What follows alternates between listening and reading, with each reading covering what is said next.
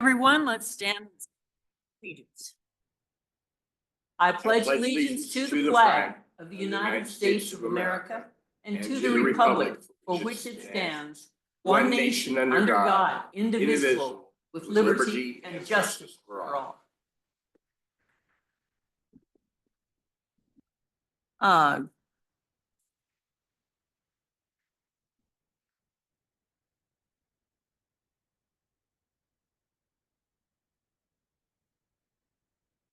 Everyone, I am Candace Payne. I'm the chairman of this little group of commissioners here. To my left is Commissioner Tom Rolfe. Good morning. Morning, Tom. And the world famous Brandy Spangler, who keeps us on the mark. Right, Brandy? Good morning. To my right is Andy Hunthausen, also the commissioner. Good morning, Andy. And Nico Hash.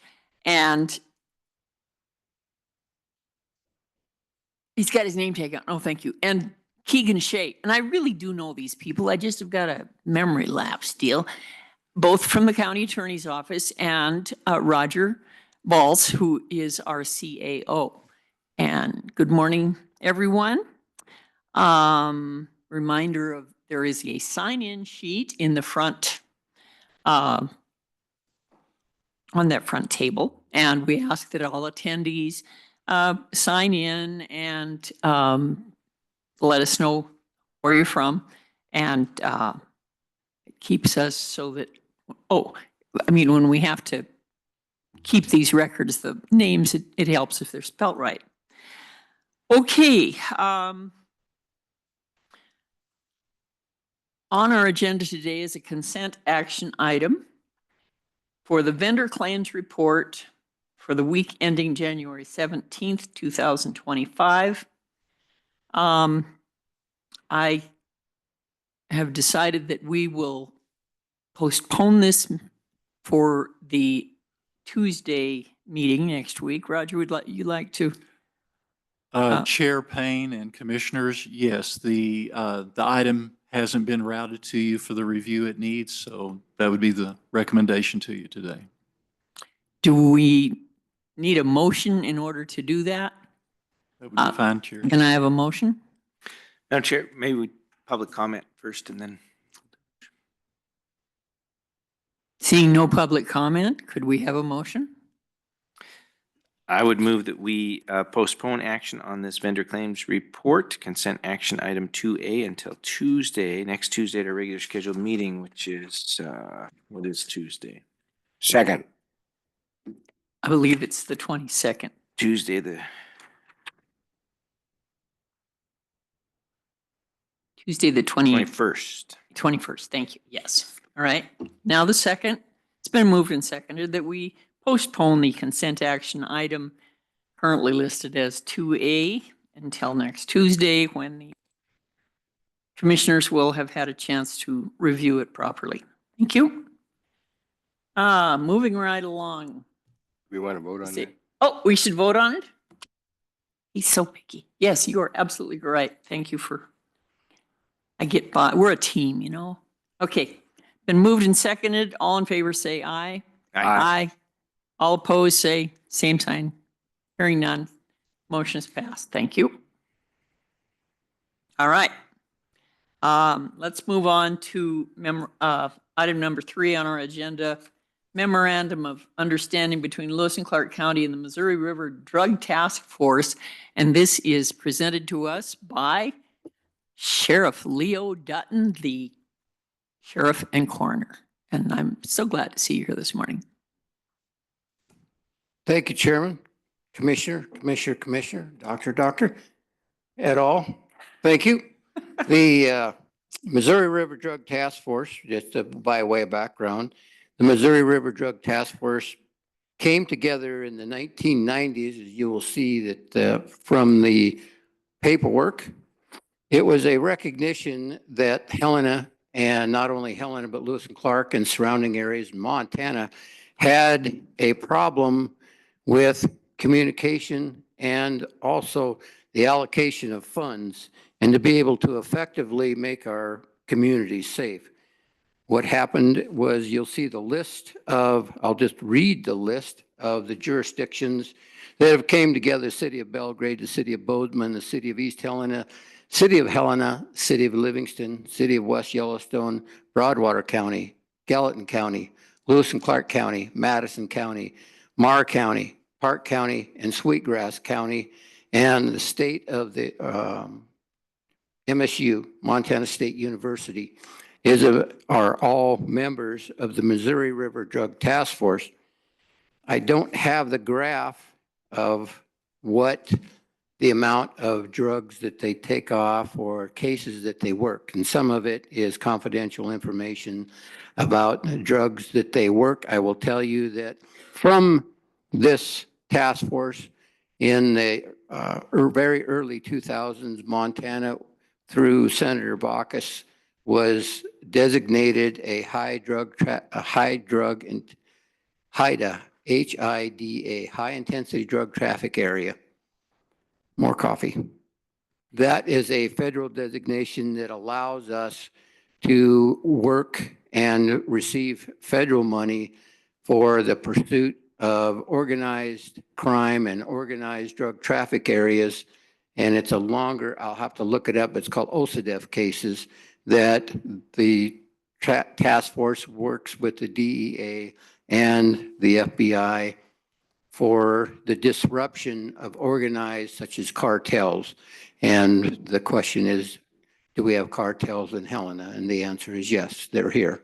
They have been here. And people who tell me, say, oh, I don't think you know what you're talking about, are wrong. So the purpose of this memorandum of understanding is that we will discuss where drug forfeiture money goes, and that there is a board of directors on page, I believe, 6. You'll find that there are quarterly meetings of the executive board of directors that meet and discuss business.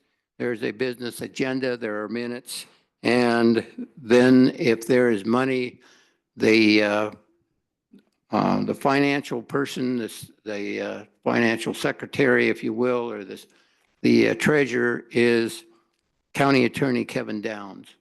We do receive grant money for some of the deputies and officers are hard funded through the organization, such as Lewis and Clark.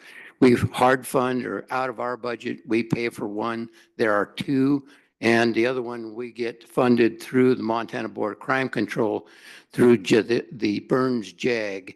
JAG is Justice Assistance Grants. And the Burns Fund was started quite a while ago. It's not BUR, it's BYR. Burns is a name, not an action. So that comes from federal money. It's a federal pass-through, but you must apply.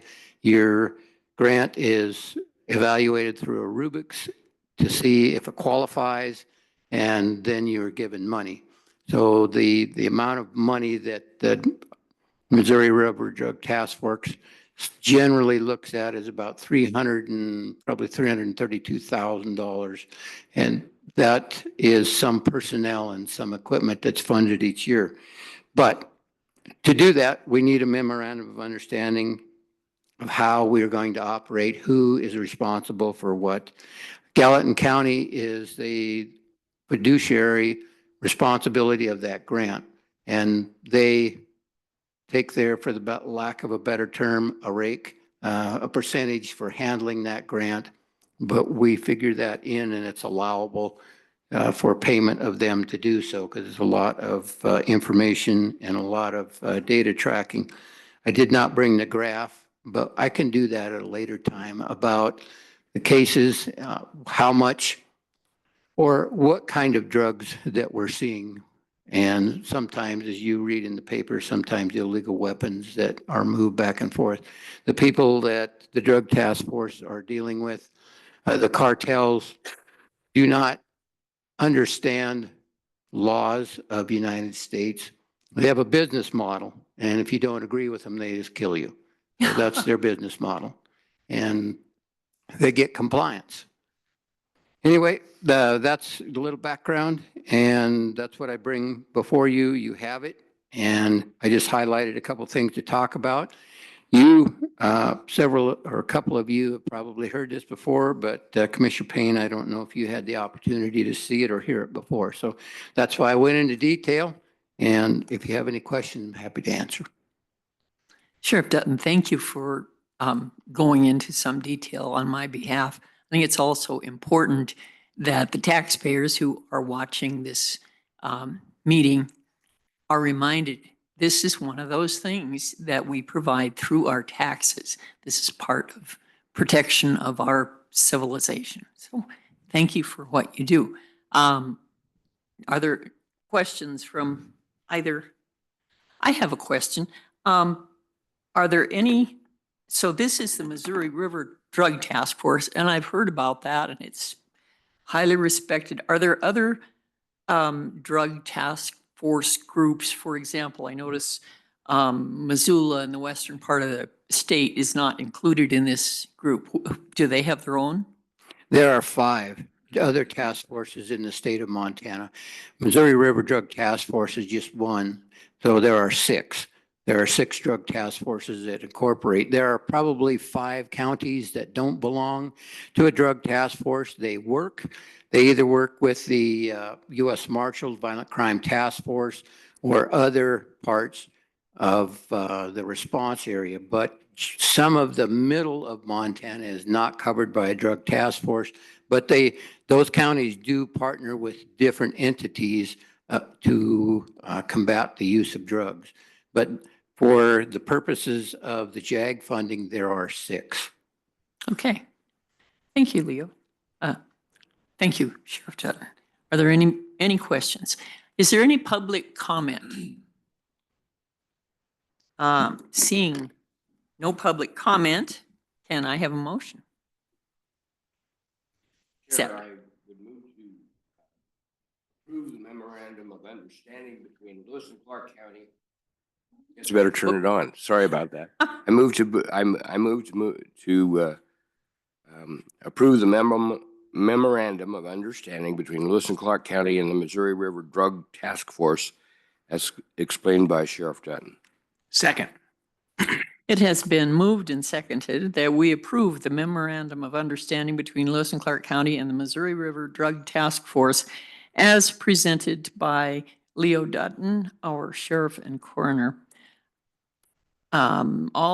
Is there any further comment on this? All in favor of this motion, say aye. Aye. Aye. Any opposed? This memorandum of understanding has been approved, and thank you for the hard work you do.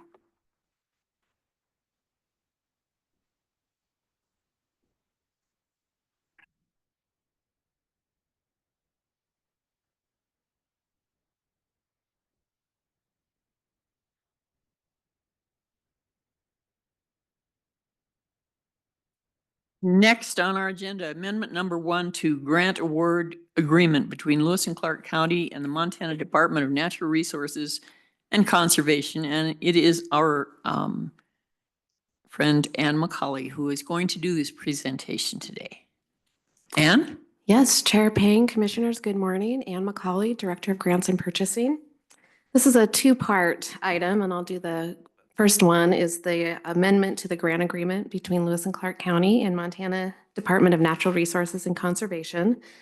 This is for one of the DNRC's ARPA minimum allocation grants for LaCasa Grande Water and Sewer District out in the East Helena area. This is a project that we've been going since 2022, and it is to do a new well for LaCasa Grande's Water and Sewer District. This well will help supplement demand in the warmer months, help provide an additional fire mitigation in the event of an increased need for water. And it also will bring the whole system into compliance with the Montana Department of Environmental Quality.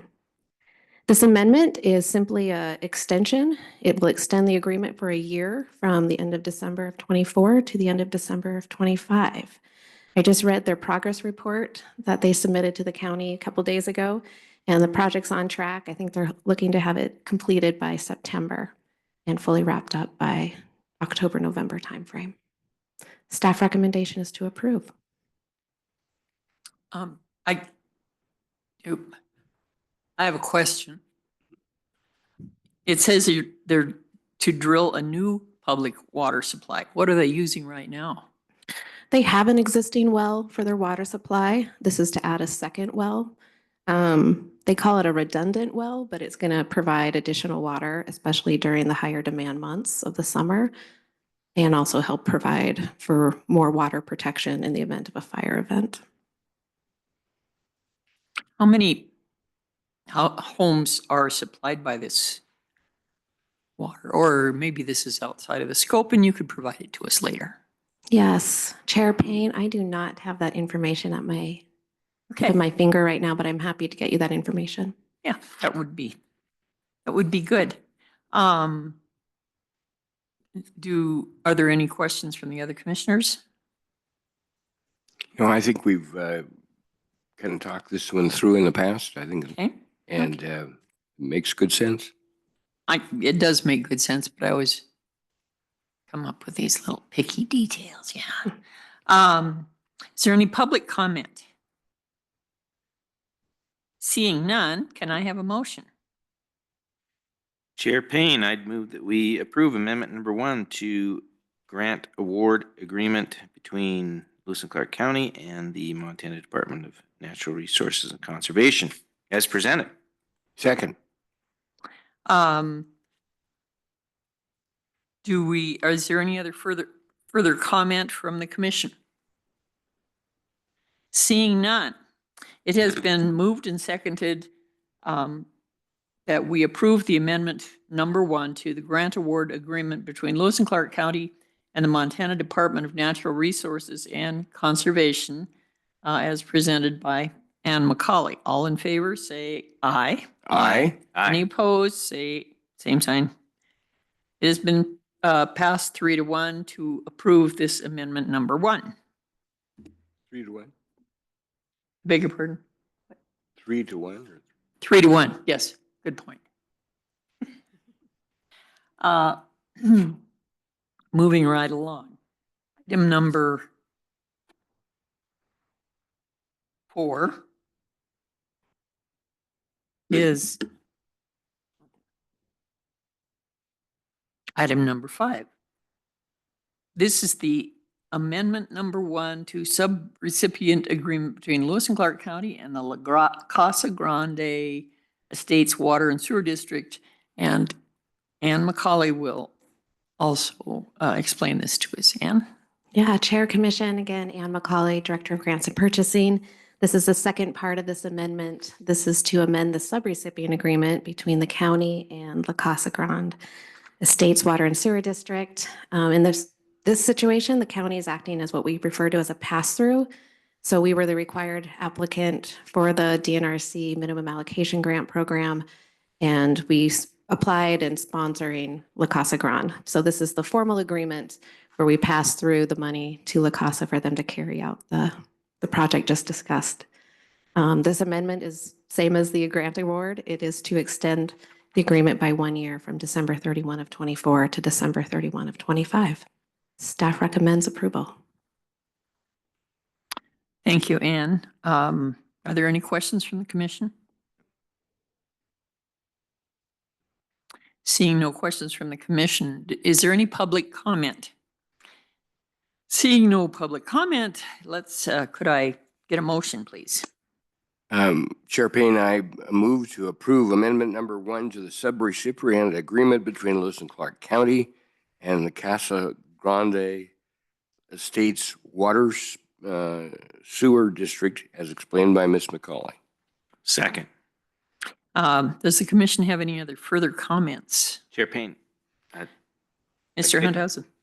Just a thank you to Ann and to Carrie Lutkehus, who behind the scenes been making sure that all of these documents and agreements are coming forward in a timely fashion and in an accurate fashion. It's been a couple of years now since we entered into this agreement. And so to make sure that everything is tracked and followed appropriately is a big job. So I just want to thank you and recognize Carrie as well for this. So thank you, Carrie, if you're watching. Thank you. Madam Chair, Commissioner, thank you very much. I appreciate that. And also my gratitude to Carrie Luca, who's our ARPA program specialist. I do want to note you're going to see 2 more of these here in the next 2 weeks for 2 other minimum allocation grants. They all have that December 31, 24 date on them, so they're all going to be extended by a year. Okay. Thank you. It has been moved and seconded to approve amendment number 1 to subrecipient agreement between Lewis and Clark County and LaCasa Grande Estates Water Sewer District, as presented by Ann McCauley. All in favor of that motion, say aye. Aye. Aye. Any opposed? The motion passes 3-0.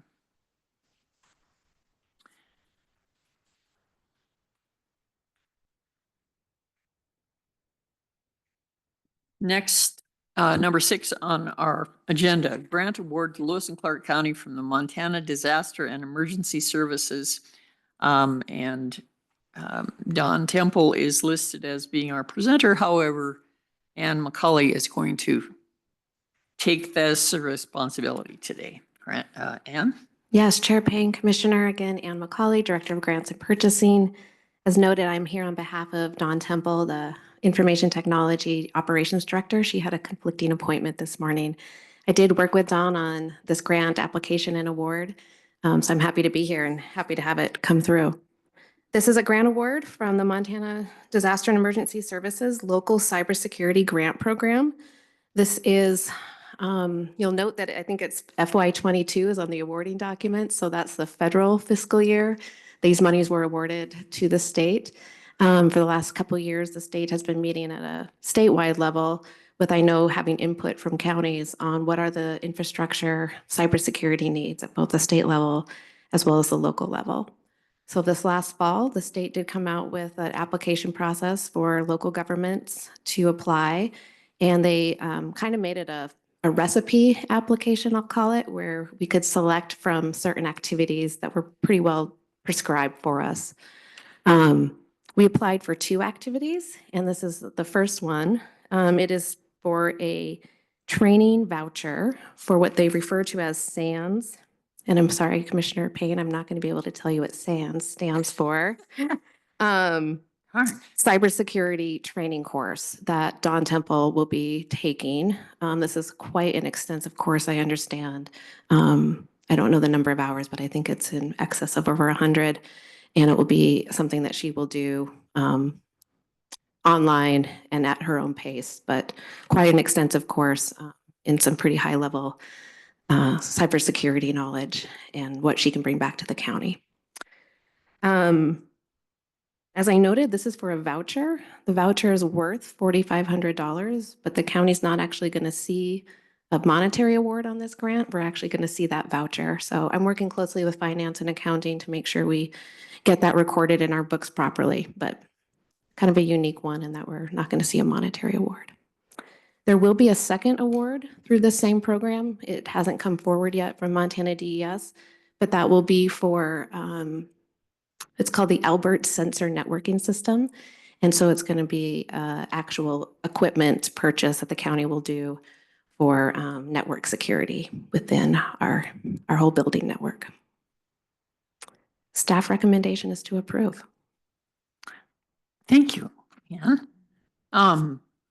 Is there any questions from the commission? No. Seeing no questions.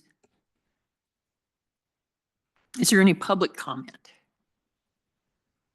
Seeing no public comment, could we have a motion, please? Chair Payne, I move to approve the grant award to Lewis and Clark County from the Montana Disaster and Emergency Services Bureau as explained by Ms. McCauley. Second. It's been moved and seconded that we approve this grant award as presented by Ann McCauley. Is there any further comment from the commission? Seeing none. All those in favor of approving this grant award, say aye. Aye. Any opposed, say same sign.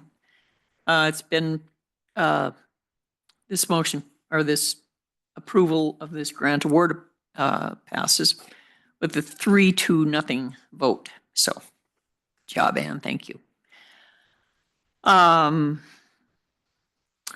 Next item.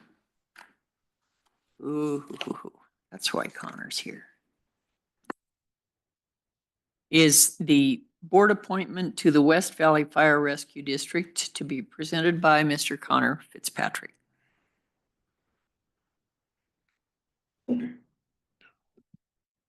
Morning, Madam Chair, Commissioners, Connor Fitzpatrick, Lewis and Clark County Elections, the Elections Division Supervisor specifically.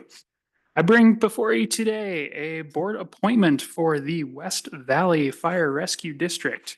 As you all may have seen in your inbox, the chair of the board, Mark Boudelier, sent an email on December 31st stating that Greg Archie, a current member of the board, has resigned.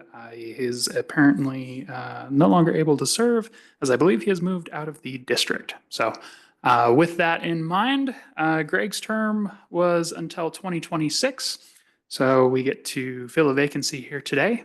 Miss Anna Baker has applied through our office and has also apparently been in contact with Chair Boudelier to express her interest. So because we are beyond the point, or not quite at the point where the term would coincide with the end of the term, the next election, this one in 2025, will have a unexpired term on it.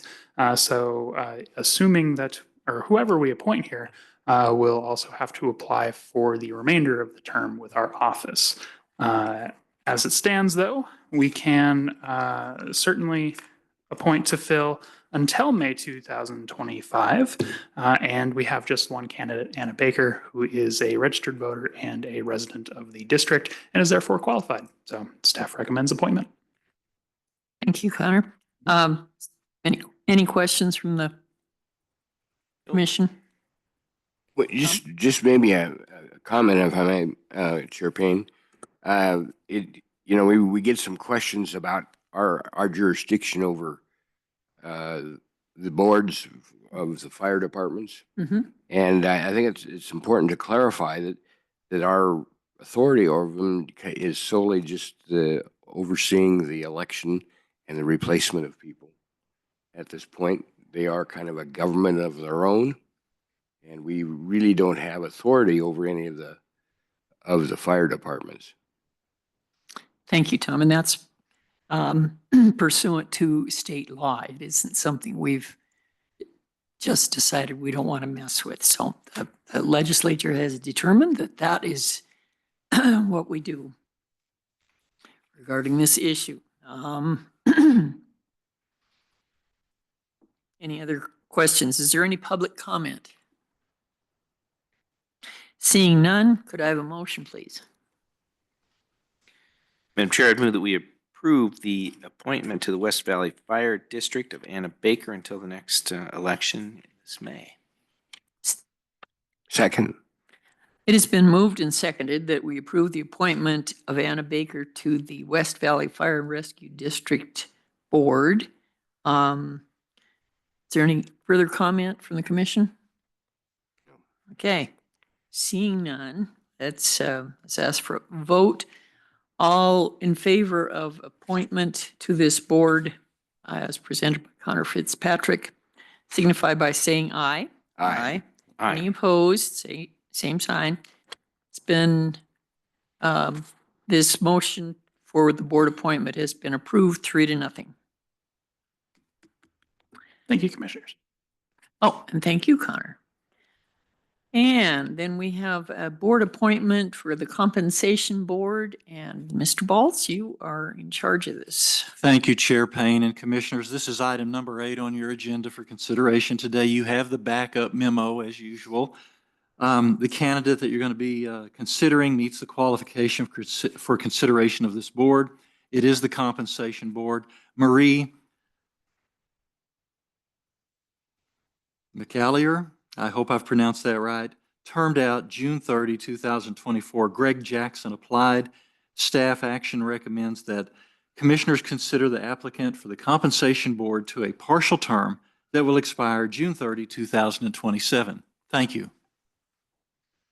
Thank you, Roger. Are there any questions from the commission?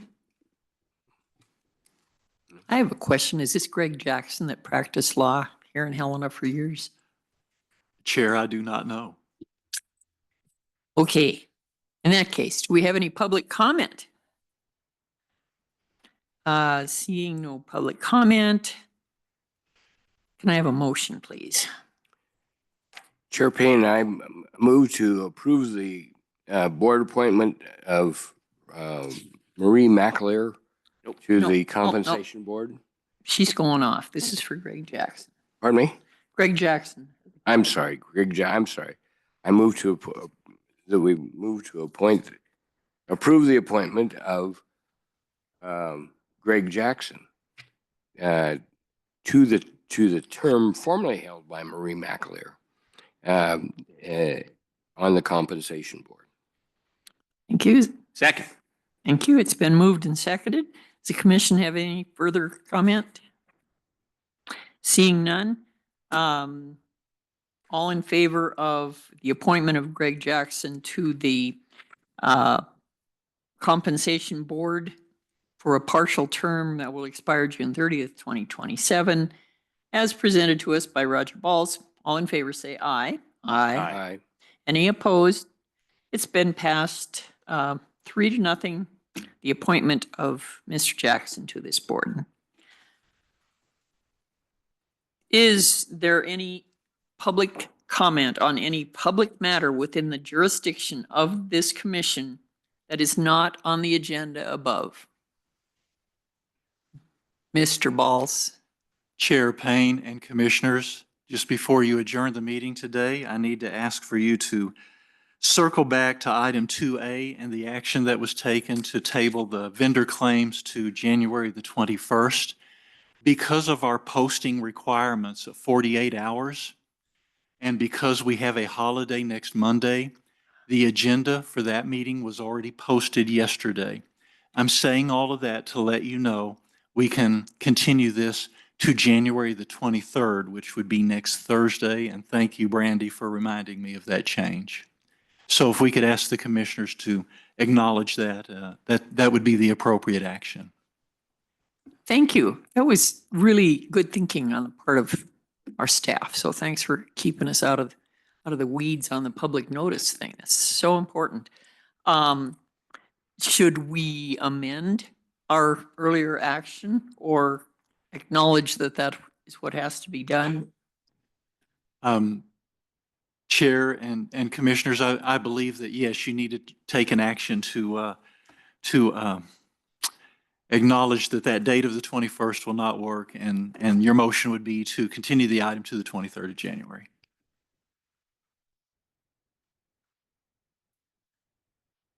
I would, let's have a motion to reflect that.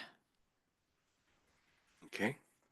Madam Chair, I would move to change the date of reporting item 2A to Thursday, January 23rd, in order to give it proper notice, public notice.